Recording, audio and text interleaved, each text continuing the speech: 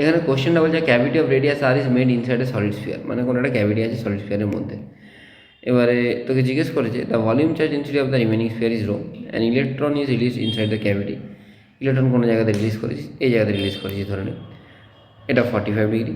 তো electric field দেওয়া আছে, তোকে বলেছে ইলেকট্রনটা কোথায় গিয়ে আবার ক্যাভিটিকে টাচ, মানে সিলিন্ডারকে টাচ করবে না ক্যাভিটিকে টাচ করবে, মানে ক্যাভিটির একটা প্রান্ত থেকে অন্য প্রান্তে যাবে, এক প্রান্ত থেকে অন্য প্রান্তে বলবো না, কোথায় গিয়ে সিলিন্ডারকে টাচ করবে। তো ক্যাভিটির মধ্যে এইখানটায় যদি ইলেকট্রনটা থাকে, ইলেকট্রিক ফিল্ডের দিকে rho a by 3 epsilon naught, obviously এই অ্যাঙ্গেলটা 45 ডিগ্রি। ইলেকট্রিক ফিল্ড কিন্তু সব জায়গাতে ডিরেকশন এরকম, মানে ইলেকট্রনটা কোথায় আছে, এই ফর্মুলাটা তোকে মনে রাখতে হবে, rho a by 3 epsilon nought, ঠিক আছে? ওটা তোরা জানিস আশা করি, রো এ বাই 3 এপসাইলন নটই হয়, যেখানে এটা হচ্ছে ক্যাভিটি আর মেন স্ফিয়ারের সেন্টার টু সেন্টার ডিস্টেন্স।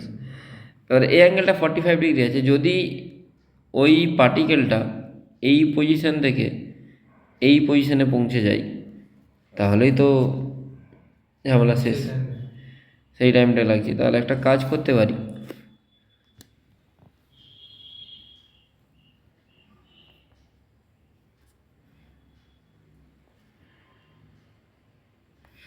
এটা তো আর সাইন 45 বলতে পারি, আর কস 45 r/√2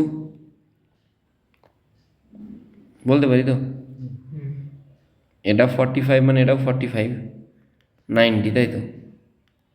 এটা আর মানে অ্যাঙ্গেলটা তো 45 হবে অবভিয়াসলি, এটা যদি আর হয় তাহলে এটা কত হবে, আর কস 45, r/√2 করলে কত আসছে, √2r আসছে, ঠিক আছে?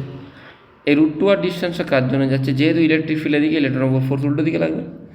আচ্ছা, তাহলে ইলেকট্রনের উপর ফোর্স কত লাগবে না, rho a by 3 epsilon into ইলেকট্রনের চার্জ বাই মাস, এটা অ্যাক্সেলারেশন হয়ে যাবে। তাহলে এস ইজিক্যাল ডিউটি প্লাস হাফ এটি স্কোয়ার আমি যদি অ্যাপ্লাই করি, এসটা কত, √2r, হাফ অফ এ কত, rho a by 3 epsilon naught into e by m t square. Apply করলে দেখ তুই অপশান 1টা পাবি অ্যান্সার, ঠিক আছে? সব কিছু মিলে যাচ্ছে, দেখেন 6√2 চলে আসছে নিচেতে, ই রো এ ওপরে আর এপসাইলন নট। আর যদি তোকে বলতে ইলেকট্রনটা এইখান থেকে এখানে টাচ করবে, এটাও বলতে পারে ইলেকট্রনটা অপোজিট পয়েন্টে গিয়ে টাচ করবে, তখন কী হবে, তখন এই টোটালটা 2r হয়ে যাবে। ইলেকট্রিক ফিল্ডকে কম্পোনেন্টে ভাঙতে হবে, একটা এদিকে একটা এইদিকে, এই দিকের কম্পোনেন্টটা তখন রেসপন্সিবল হবে ইলেকট্রিক ফিল্ডের।